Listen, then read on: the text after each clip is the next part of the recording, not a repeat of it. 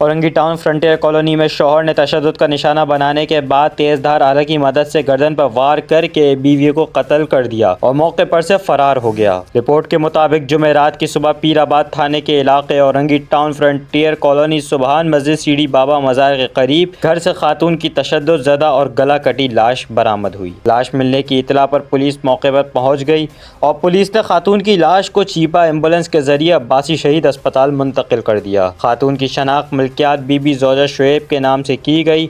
मकतूला 7 बच्चों की माँ थीं।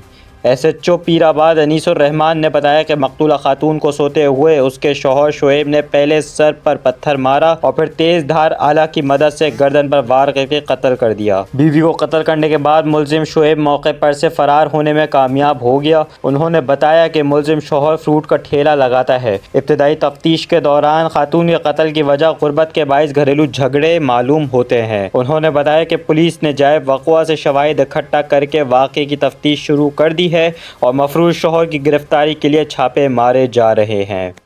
वॉन कराची की वीडियोस देखने के लिए हमारा चैनल सब्सक्राइब कीजिए और बेल के आइकन को क्लिक कीजिए ताकि आप हमारी तमाम आने वाली वीडियो से बाखबर रह सकें।